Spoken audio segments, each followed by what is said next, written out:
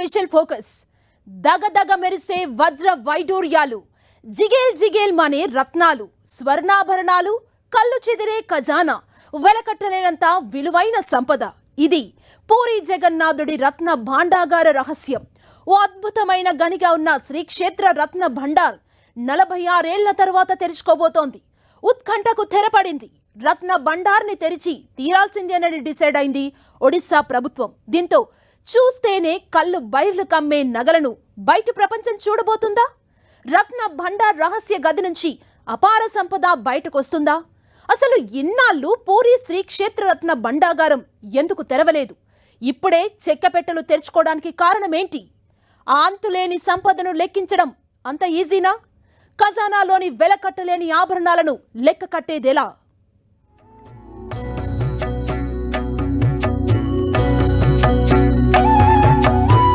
ఐదు చెక్కపెట్టెల్లో వెలకట్టలేని వజ్ర వైఢూర్యాలు. 46 ఏళ్ల తర్వాత తెరుచుకోబోతున్న జగన్నాథుడి ఖజానా. రత్న భండార్ రహస్యం వీడడం ఖాయమేనా? వందల ఏళ్ల నాటి అపార సంపద, ఆ పురాతన ఆభరణాలపై ఎన్నో ఊహాగానాలు, లెక్కలేనన్ని మణులు, మాణిక్యాలు, వజ్ర వైఢూర్యాలున్న రత్న భండార్ రహస్యం ఇన్నాళ్లు మిస్టరీగానే ఉండిపోయింది.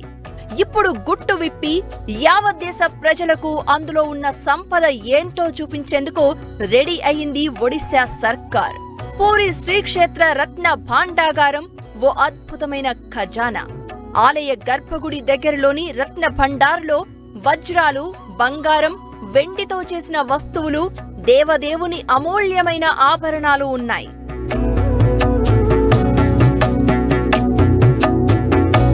పూరి రత్న భండారులో 11.78 మీటర్ల ఎత్తులో, 8.79 మీటర్ల పొడవు, 6.74 మీటర్ల వెడల్పుతో 3 గదులున్నాయి. ఒక గదిని అంతర్గత ఖజానాగా పిలుస్తారు. రెండో గదిని బయటి ఖజానా అంటారు.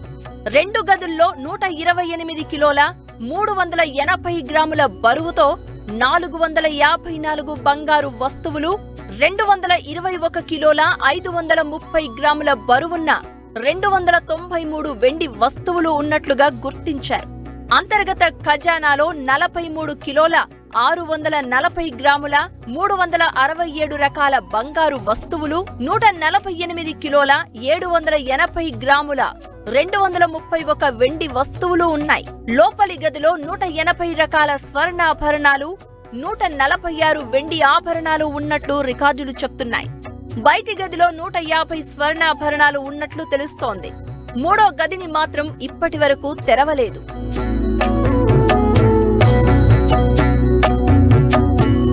బ్రిటిష్ కాలంలో 1805 జూన్ 10న తొలిసారి అధికారికంగా ఆభరణాలు, సంపద లెక్కింపు జరిగింది.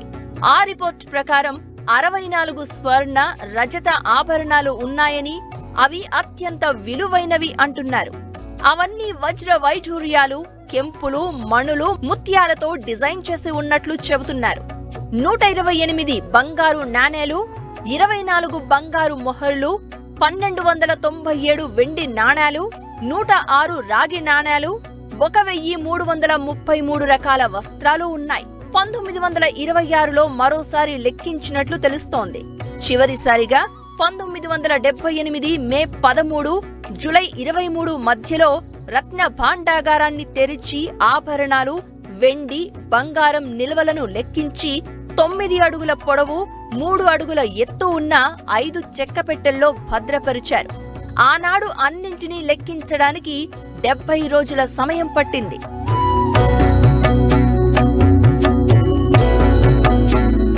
నాలుగు దశాబ్దాల తర్వాత తెరుచుకోనున్న రత్న భండారులో ఏముందోనన్న ఉత్కంఠ కొనసాగుతోంది. రాజుల నుంచి సామాన్యుల దాకా శతాబ్దాలుగా జగన్నాథ స్వామికి సమర్పించుకున్న కానుకల చిట్టా గుట్టు వీడబోతోంది. అయితే రత్న భండారులోని మూడో గదికి 3 తలుపులు ఉన్నాయని, మూడో తలుపు తాళం చెవి పోయిందని ప్రచారం జరిగింది. బిజు జనతాదళ్ పాలనలోనే రత్న భండార్ మూడో తలుపు తాళం చెవి పోగొట్టినట్లు ఆరోపణలు ఉన్నాయి. ఇదే విషయాన్ని బీజేపీ మొన్నటి ఎన్నికల్లో ప్రజల్లోకి తీసుకెళ్లింది. రిటైర్డ్ జడ్జ్ విశ్వనాథ్ రథ్ కమిటీని వేసి రత్న భండార్ తలుపులు తెరిచి సంపద లెక్కిస్తామన్న హామీని నిలబెట్టుకునేందుకు రెడీ అయింది.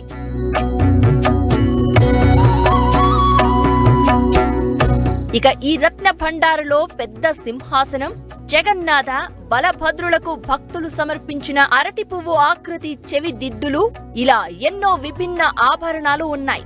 12వ శతాబ్దంలో పూరి ప్రాంత రాజుకు లొంగిపోయిన సామంత రాజుల కిరీటాలు, యుద్ధంలో గెలుచుకున్న విలువైన సొత్తును రహస్య గదిలో భద్రపరిచారని తెలుస్తోంది.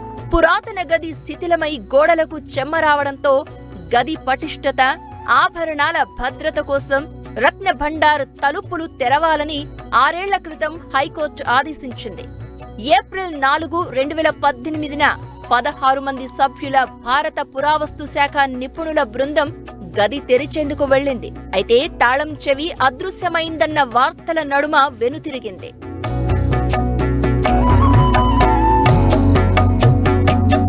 దాదాపు 46 ఏళ్ల తర్వాత పూరి జగన్నాథుని ఆలయంలోని భాండాగారాన్ని తెరవనున్నారు.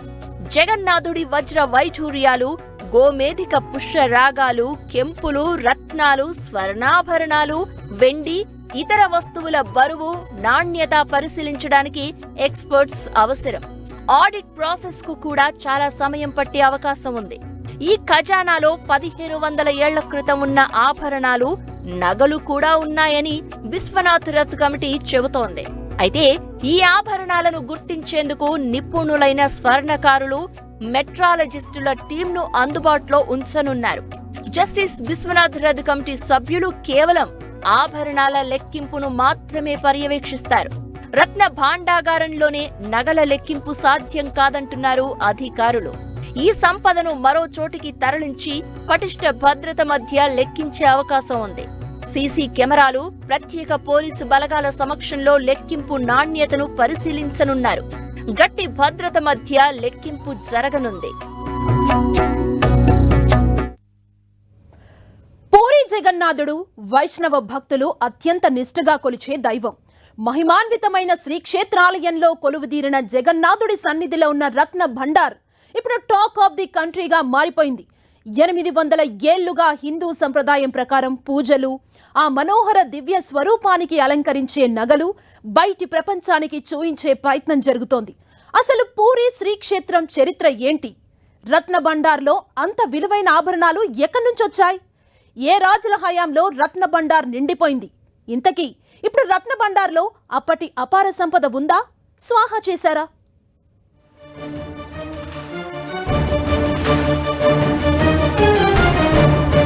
రత్న భండాగారంలో రాసులుగా వజ్ర వైఢూర్యాలు, రత్నాలు, స్వర్ణ కిరీటాలకు లెక్కే లేదని అంచనాలు. అంత విలువైన ఆభరణాలు ఎక్కడి నుంచి వచ్చాయి? పూరి శ్రీక్షేత్రం ఉత్తర భారతదేశంలో ప్రముఖ ఆలయం. వైష్ణవ భక్తులకు పూరి జగన్నాథుడు ఇలవేల్పు. ఎన్నో వేల ఏళ్ల చరిత్ర ఉన్న పూరి రథయాత్ర అంటే పరమ పవిత్రంగా భావిస్తూ ఉంటారు భక్తులు. ఆ రథయాత్రలో పాల్గొంటే జన్మ జన్మల పుణ్యం దక్కుతుందని అనుకుంటారు. అంతటి మహిమాన్వితమైన శ్రీక్షేత్రంలో ఉన్న రత్న భాండాగారంలో ఏముందనేదే ఇప్పుడు ఆసక్తి రేపుతోంది. పురాతన కాలంలో దేవతలకు రాజులు, రాజ కుటుంబాలు సమర్పించిన ఆభరణాలు గుట్టలుగా పోసి ఉన్నట్లు పూరి ప్రజలు చర్చించుకుంటున్నారు.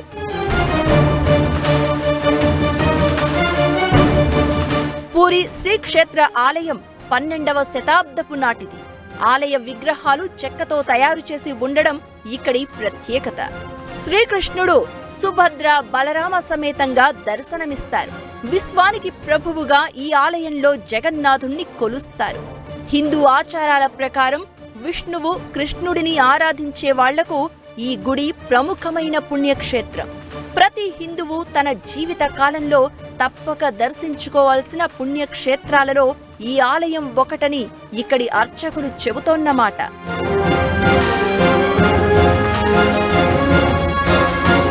పూరి పూరి జగన్నాథ ఆలయంలో స్వామివారికి 56 రకాల ప్రసాదాలతో నైవేద్యం పెడతారు. ప్రసాదాలను మట్టి కుండలో వండుతారు. అయితే ప్రసాదాలను తయారు చేసేటప్పుడు ఎలాంటి వాసన రాదట. స్వామివారికి సమర్పించాక మాత్రం ప్రసాదాలు సువాసనలు వస్తాయని చెబుతున్నారు. ప్రసాదాలను తయారు చేసేటప్పుడు లక్ష్మీదేవి పైనుంచి పర్యవేక్షిస్తారని పురాణాల్లో ఉందంటున్నారు అర్చకులు. అందుకే ఈ ఆలయంలో సంప్రదాయాన్ని నిష్ఠగా పాటిస్తారు. చిన్న తప్పు జరిగినా స్వామివారు ఆగ్రహిస్తారని భావిస్తారు. అందుకే ఆలయ శిఖరంపై ప్రతిరోజు స్వామివారి పతాకాన్ని మారుస్తారు. ఎలాంటి వాతావరణ పరిస్థితులు ఉన్నా ఆలయంపై పతాకాన్ని మార్చడం మాత్రం మస్ట్. 800 ఏళ్లుగా ఈ సంప్రదాయం కొనసాగుతోంది. ఒక్కరోజు పతాకాన్ని మార్చకున్నా 18 ఏళ్లు ఆలయం మూసేయాలని చెబుతారు ఇక్కడి అర్చకులు. 12వ శతాబ్దం నుంచి 18వ శతాబ్దం వరకు జగన్నాథుడికి రాజులు ఎన్నో ఆభరణాలు సమర్పించారు.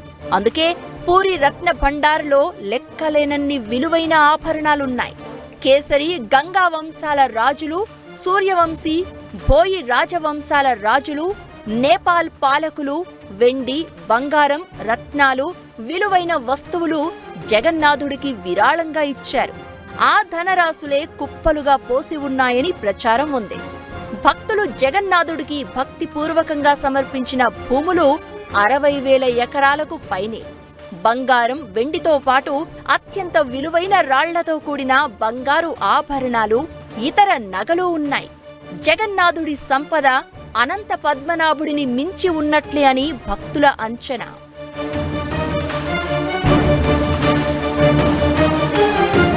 రాజు అనంగ భీమదేవ్ పూరి జగన్నాథుడి బంగారు ఆభరణాల కోసం 1,25,000 తులాల బంగారాన్ని విరాళంగా ఇచ్చారని ఆలయ చరిత్రకారులు చెబుతున్న మాట.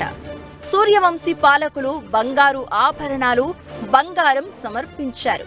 గజపతిరాజు కలిపేంద్రదేవ్ 1466లో దక్షిణాది రాష్ట్రాలను జయించిన తర్వాత 16 ఏనుగులతో తెచ్చిన సంపదను ఆలయానికి విరాళంగా ఇచ్చారని 12వ శతాబ్దానికి చెందిన దిగ్విజయ్ ద్వారంపై ఉన్న శాసనం తెలుపుతోంది. వీరే కాకుండా సాధారణ భక్తులు పూరి జగన్నాథుడికి సమర్పించిన విలువైన కానుకలను కూడా ఖజానాలో భద్రపరిచారు. ఓవైపు అనంత పద్మనాభ స్వామి, మరోవైపు పూరి జగన్నాథుడు, ఇద్దరు లెక్కలేనంత ధనవంతులు. కాకపోతే ఆ దేవదేవుల సంపద మాత్రం ఎవ్వరూ చూడలేరు. కారణం ఒక్కటే, నాగబంధం. ఆ రెండు ఆలయాల్లో అపార సంపద చుట్టూ మిస్టరీగా ఉన్న నాగబంధం కథ ఓ అంతు చిక్కని పురాతన కథనం. ఆ మహిమాన్వితమైన దైవ సన్నిధిలో ఉన్న విలువైన వజ్ర వైడూర్యాలను నాగబంధమే కాపాడుతుందా? సంపద, లెక్కలేని వజ్ర వైడూర్యాలకు దేవుడే సైనికుడా? ఇంతకీ నాగబంధం నిజమేనా? ఇన్నాళ్ళు రత్న భండార్ను తెరవనిది అందుకేనా? నాగబంధం ఉంటే గది తాళాలు తెరిచి ఆభరణాలు బయటికి తీసుకురావడం సాధ్యమేనా?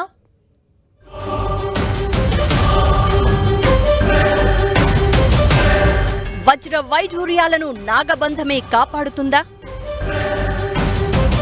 ఇన్నాళ్లు రత్న భండారును తెరవనిది అందుకేనా? నాగబంధం ఉంటే గది తాళాలు తెరవడం సాధ్యమేనా? యావత్ దేశం శ్రీక్షేత్ర రత్న భండారులో ఏముందో అని ఉత్కంఠగా ఎదురు చూస్తోంది. కానీ ఎక్కడో తెలియని భయం, బయటికి చెప్పుకోలేని బెరుకు, గాబరా, ఓ రకమైన ఆందోళన మాత్రం కనిపిస్తోంది. దేవదేవుని అపార సంపద గుట్టు విప్పాలని ఆసక్తిగా ఉంది ప్రభుత్వం ఏర్పాటు చేసిన కమిటీ. కాకపోతే రత్న భండార్ తలుపులు తెరవాలంటే భయపడే పరిస్థితి వచ్చేసింది.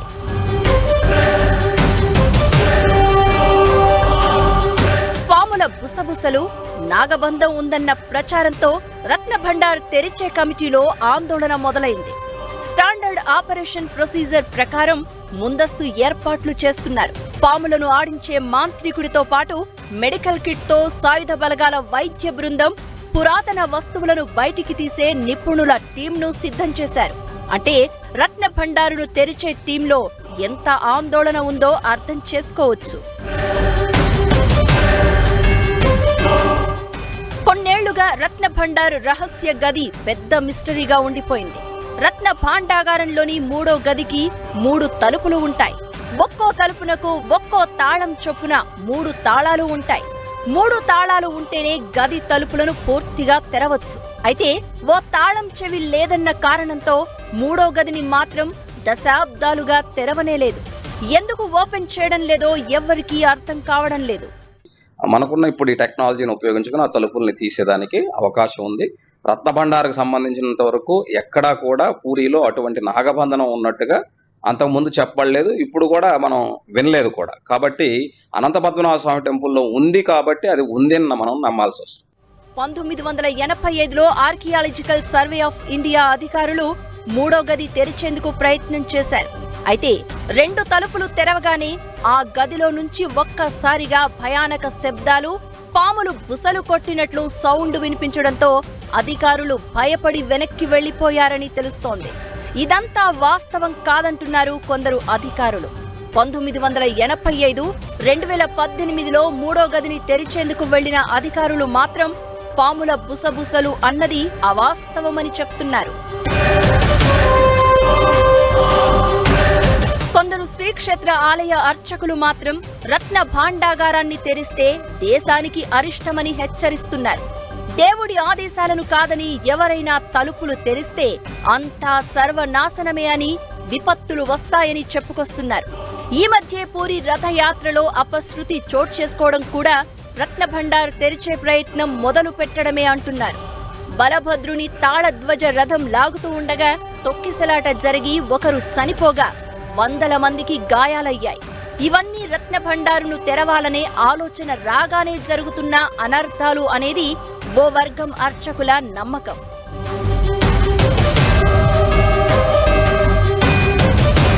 పూరిలోని జగన్నాథుని ఆలయంలో కీలకమైన 3వ గదిలో లెక్కకు మించిన ధనరాశులు ఉన్నాయని అంటున్నారు.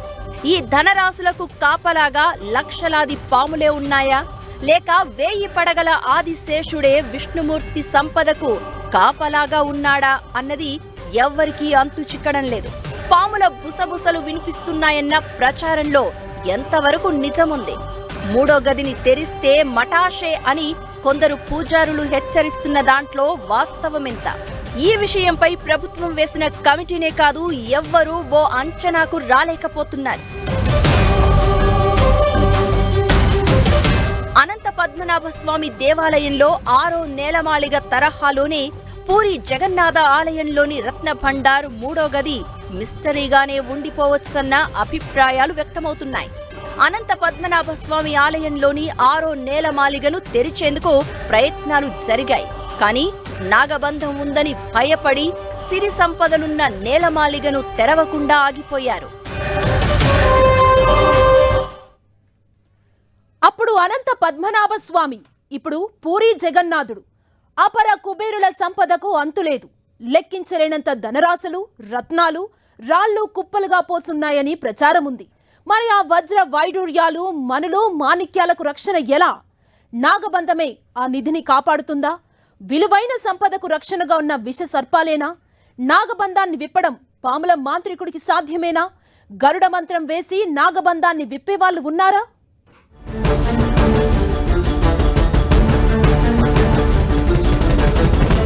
నాగబంధానికి ఎదురెళితే ప్రళయమేనా? దేవుడి ఆదేశాలను కాదని తలుపులు తెరిస్తే కథమేనా? నాగబంధం నిజమేనా? కాదు కూడదు అంటే మటాషేనా? అపార సంపద చుట్టూ అంతు చిక్కని నాగబంధం. ప్రపంచంలో ఏ మూలన దేవాలయాల్లో వజ్ర వైఢూర్యాలు ఉన్నా పాములే సైనికులుగా ఉంటాయి. వాటిని దాటి వెళ్లాలంటే కథమే అని పురాణాలు చెబుతున్నాయి.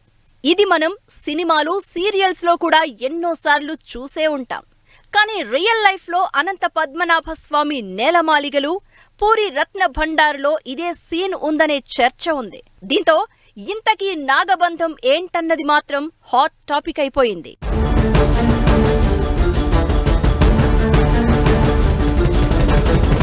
నాగబంధం అనేది పూర్వకాలం ప్రక్రియ. నాగబంధం, సర్పబంధం, పేరు ఏదైనా దీని పేరెత్తితేనే వణుకు మొదలవుతుంది. కాళ్ల కింద భూమి కదులుతుంది. నాగబంధం మంత్ర ప్రక్రియ ప్రత్యేకంగా ఉంటుంది. ముందుగా విలువైన నిధులను ఓ గదిలో ఉంచి అందులో విషవాయువులను వదులుతారు. అత్యంత ప్రమాదకరమైన కాలకూట నాగులను మంత్రాలతో బంధించి ఆ నిధికి కాపలాగా ఉంచుతారు.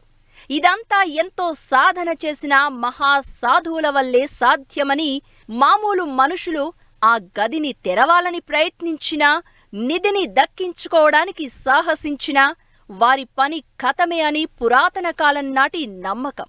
ఇలా నిధిని కాపాడే మంత్ర విద్యనే నాగబంధం అంటారు. నాగబంధం సత్యమే. నాగబంధాన్ని విడుదల చేయడం అంత తేలికైన విషయం కాదు. అలాగే గరుడ మంత్రానికి సిద్ధి పొందినటువంటి వారు, దాని ద్వారా నాగబంధాన్ని ఎదుర్కోగలిగినటువంటి వారి చేత అది ప్రయోగించబడినప్పుడు మాత్రమే నాగబంధాన్ని విముక్తి చేస్తుంది. ఈ నాగబంధం గురించి చాలా పురాణాల్లో ఉంది. ఇది అత్యంత శక్తివంతమైన ప్రక్రియగా నమ్ముతారు. దీని ప్రభావం వేల ఏళ్ల పాటు ఉంటుందని, అందుకే నాగబంధం ఉన్న చుట్టుపక్కల ప్రాంతాలకు వెళ్లాలన్నా వణికిపోతారు. మహామహా మాంత్రికులు కూడా అటువైపు వెళ్లడానికి జంకుతారు. నాగబంధం ప్రభావం అత్యంత భయంకరంగా ఉంటుందని, సరైన పద్ధతిలో దాన్ని చేరుకోలేకపోయినా, ఒకవేళ సరిగ్గా ఛేదించలేకపోయినా వారి జీవితం అంతటితో ముగుస్తుందని ప్రచారం ఉంది.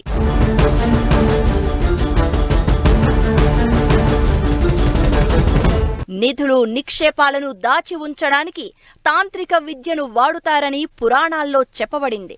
అయితే నాగబంధం మాత్రం చాలా పవర్ఫుల్ అని, పూర్వకాలంలోనే అది తెలిసిన వారు చాలా తక్కువ మంది ఉన్నట్లుగా చారిత్రక ఆధారాలు చెప్తున్నాయి.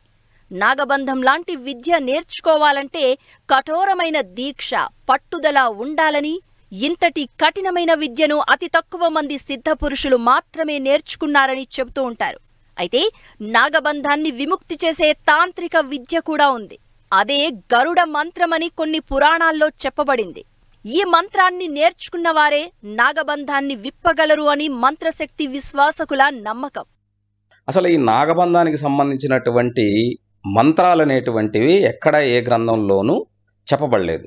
కానీ గరుడ మంత్రానికి సంబంధించిన ఆగమ శాస్త్రాల్లో మాత్రం ఉన్నాయి. ఒకవేళ ఈ గరుడ మంత్రాన్ని ఉపయోగించి తీయాలనుకున్నా కూడా ఆ నాగబంధనం ఏ రకమైనటువంటి నాగబంధనం ఎవరికో తెలియదు. ఈ గరుడ మంత్రం ద్వారా, అంటే ఈ శబ్ద తరంగాల ద్వారా దాన్ని అన్లాక్ చేయాలంటే అది తాళానికి సూటబుల్గా ఉండేటువంటి శబ్ద తరంగాల్ని శబ్దంతో వీళ్ళు ఉపయోగించాలి. అప్పుడు మాత్రమే అది అన్లాక్ అవుతుంది. ఈ సర్పబంధం, గరుడ మంత్ర విద్యలను అభ్యసించిన వారు ఆ కాలంలోనే చాలా తక్కువ మంది ఉండేవారు. ఆ శక్తి మంత్రాలను నేర్పించిన గురువులు అతి తక్కువ మంది ఉంటారు.